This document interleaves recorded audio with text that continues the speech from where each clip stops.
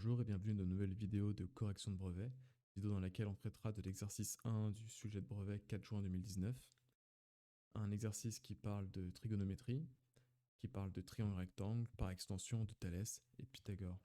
Donc on va faire les 3 premières questions et je laisserai la suite du sujet pour une autre vidéo. Du coup on va pouvoir commencer à faire le sujet, donc quand on commence à le lire, on n'hésite pas à noter sur le brouillon ou sur le sujet à surligner les informations importantes. Les informations importantes ici, ça va être les données des côtés. Et ensuite, on nous demande de trouver le triangle rectangle en E pour le triangle AEF.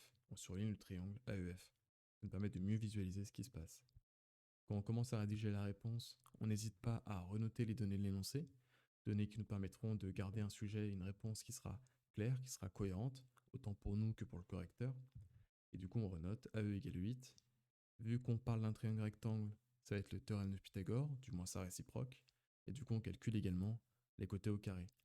Pour rappel, le théorème de Pythagore, c'est côté au carré plus côté au carré égale hypoténuse au carré. Si cette condition est réunie, alors le triangle est rectangle.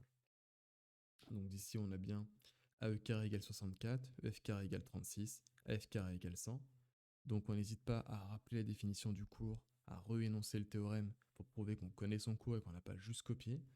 Donc on décrit d'après la réciproque du théorème de Pythagore et on pose le calcul ensuite. Donc on observe et on va réécrire AE au carré plus EF au carré égale AF au carré. Comme ça ici on a bien réécrit le théorème. On sait de quoi on parle et le prof sait de quoi on parle. Une fois qu'on a posé ça, on n'a plus qu'à remplacer par les valeurs obtenues par le calcul. On obtient donc 64 plus 36 égale 100. Ça respecte bien les données de l'énoncé qu'on a trouvé. La question 1 est finie. On peut passer à la question 2. Dans la question 2, on nous demande de déduire une mesure de l'angle EAF au degré près. Il faut donc prendre le triangle rectangle AEF. On sait qu'il est rectangle grâce à la question 1. On peut appliquer le chapitre de trigonométrie qu'on a vu durant l'année, qui nous permet de calculer grâce au sinus, au cosinus et à la tangente les différents angles d'un triangle rectangle. AEF rectangle en E, donc je pose le cosinus. Cosinus, sa formule, c'est cosinus de l'angle égale adjacent sur hypoténuse. Donc on peut poser cos EAF égale AE sur AF. Ça nous donne 8 sur 10. On peut écrire 0,8, mais on aura tendance à préférer 8 sur 10. Réécrit ici la formule de cours, vous avez pu voir le moyen mémotechnique SOHCAHTOA ou CASSOTOA pour se rappeler de comment calculer le sinus, le cosinus ou la tangente. Cosinus EAF, ce n'est pas exactement ce qu'on cherche. Ici, on cherche la valeur d'un angle et le cos, ça nous donne une valeur précise, c'est pas une valeur d'angle. Du coup, on va utiliser la fonction réciproque du cosinus grâce à la calculatrice. En faisant arc cosinus de 8 sur 10, on obtiendra la valeur de l'angle EAF. Une fois qu'on a fait ce calcul à la calculatrice, plus qu'à écrire la valeur de l'angle, et c'est fini. On peut passer à la question 3. Les droites EF et RT sont-elles parallèles?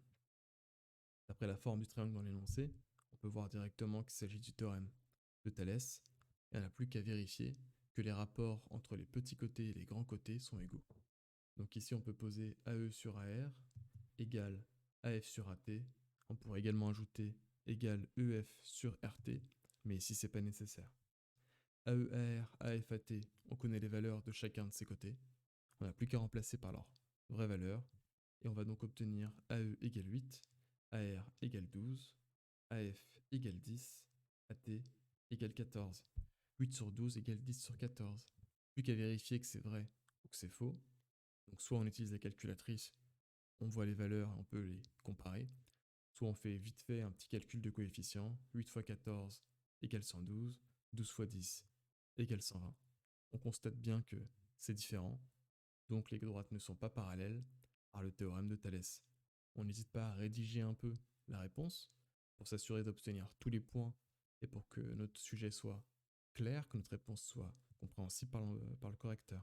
Donc on écrit les coefs ne sont pas égaux, les droites ne sont pas parallèles par le théorème de Thalès. Et c'est tout pour l'exercice 1. Donc je terminerai de traiter les autres exercices du sujet dans d'autres vidéos. Si jamais vous voulez une correction sur un sujet en particulier ou un rappel de cours et pas juste une correction rapide comme ça sur un chapitre en particulier, n'hésitez pas à laisser un commentaire.